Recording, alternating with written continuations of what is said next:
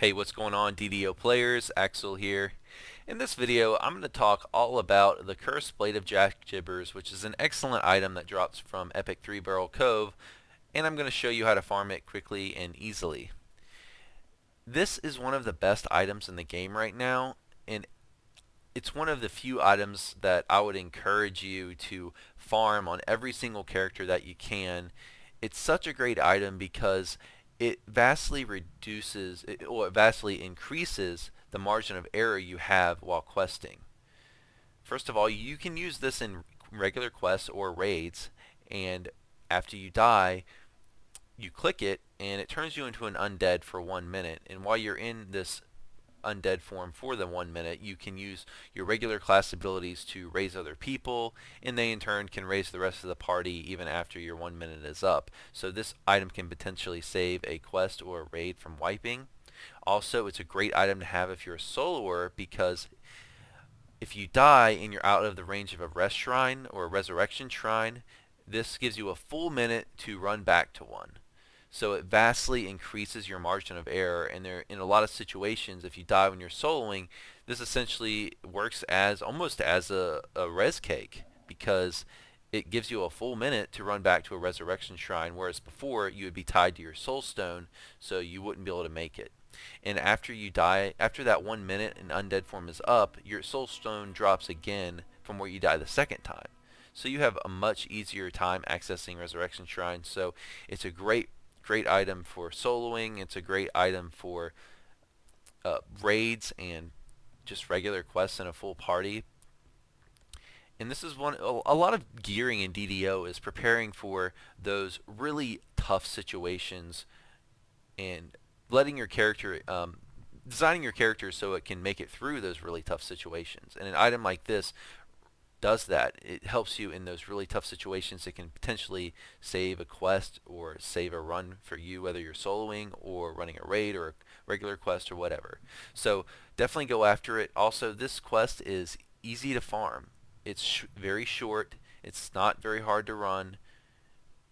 And even though the drop rate is low in the end chest, it's worth running just for the XP alone. And this is one of the best XP per minute quests in the game. So there's a variety of reasons to run it, and you get a lot out of it even if you're getting unlucky in your drops and having to run this 20, 30, 40 times.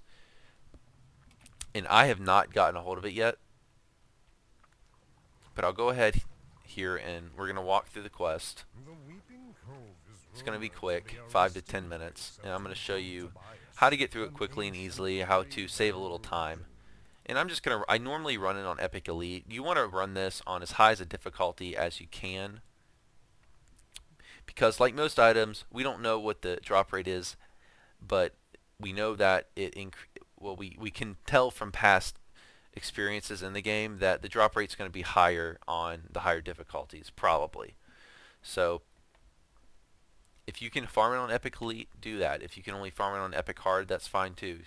Do it that way.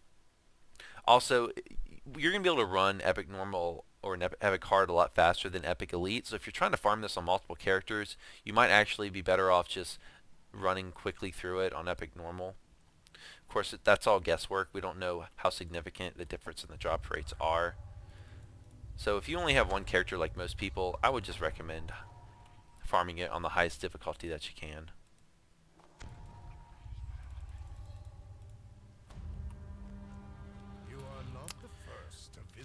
The days of Two-Toed Tobias. The magic runes indicate that a powerful spell was cast here recently. Getting a little bit of lag. Okay, first thing we do is we're going to head north.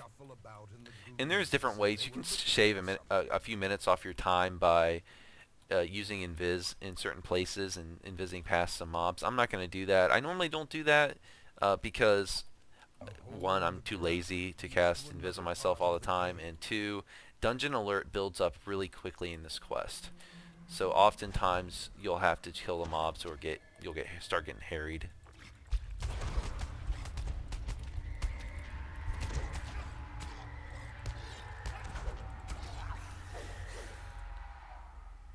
Okay, so we need to go north first to where I am right now. We're going to pull that valve, and that's going to open the way east.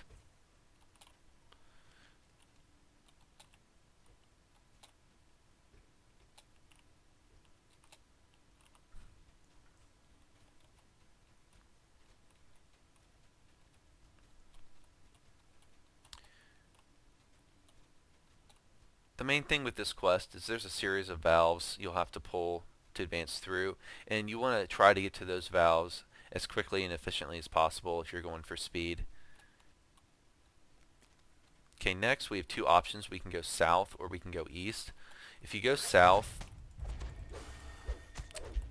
you have an optional valve you can hit, which disables some traps that are in this east hallway. But see these traps right here, but they don't hit very hard, unlike a lot of other traps in Epic 3-Barrel Cove. So you can just run straight through them. Don't even bother going south. There's no reason.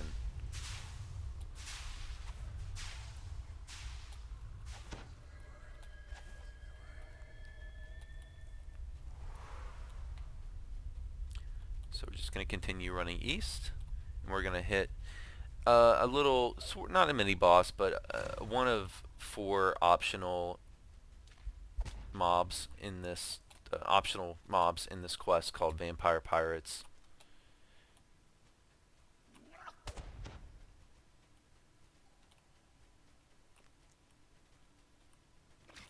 And here he is, and you actually don't have to kill these. So if you can just run to this lever and pull it before anything hits you, you can get through here quickly.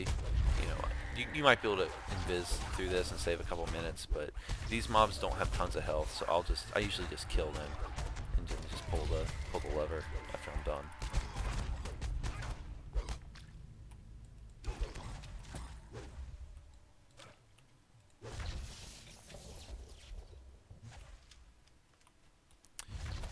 One thing I will say is that there's 4 vampire pirates that appear in the quest. If you're going for XP, they're actually, I think they're well worth it. You get around 13,000 XP for killing all 4 of them. There are 2 valves at this point in the quest that we need to pull to advance. The first one is here in the north. You see on the map here, you see 2 nudges. You want to go to the nudge on the right and go in this cave. There's a valve here you can hit. If you're really sneaky and you invis it, you can sometimes pull that, yeah, just like that before they can even hit you. And we don't need to kill any of these mobs to advance unless you want to kill the optional vampire pirates for the 13k or so XP. I'm not going to do that here because I'm just interested in getting through the quest.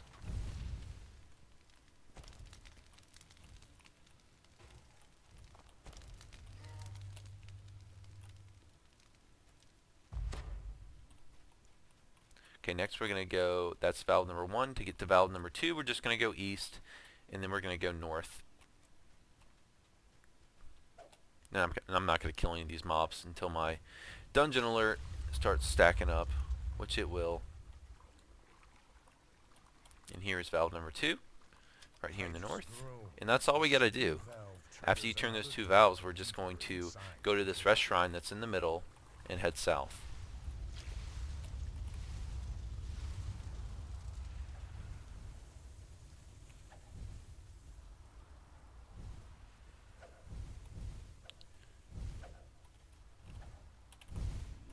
If you want to get the optional pirates, you need to go south here instead of coming back the way you came. There's one that's here in the south you'll need to kill. The rest of them are generally on the way.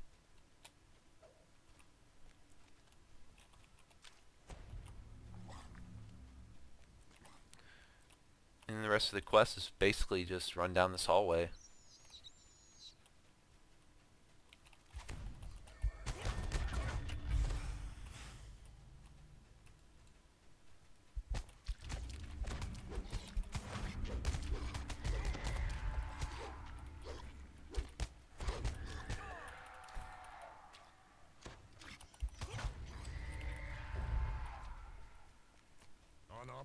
One little tricky part of this quest, you want to make sure that you have a thrower or some kind of way to hit levers if you're not a ranged character, because there's 2 valves behind me that we're going to have to hit to advance in the quest.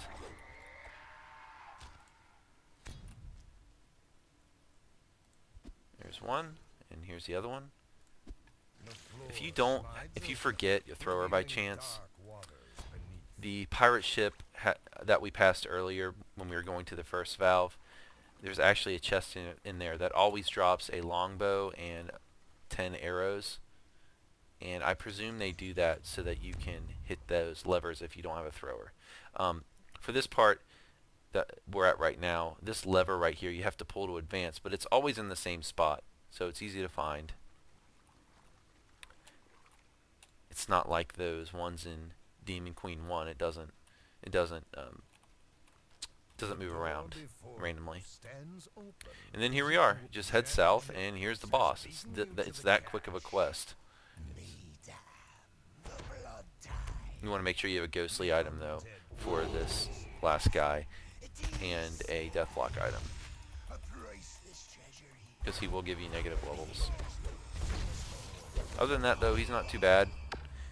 There are some respawning mobs that appear, but you know, they're not too bad. Nothing to really worry about.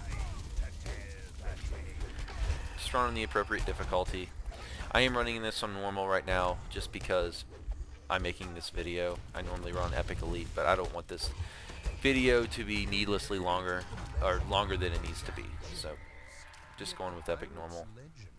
And see, the quest is that fast. I think I did that in 7 minutes, and I was talking along the way. If I invised properly, which I'm usually too lazy to do, I probably could have cut a little bit more time off that. I probably didn't have to kill quite as many mobs as I did.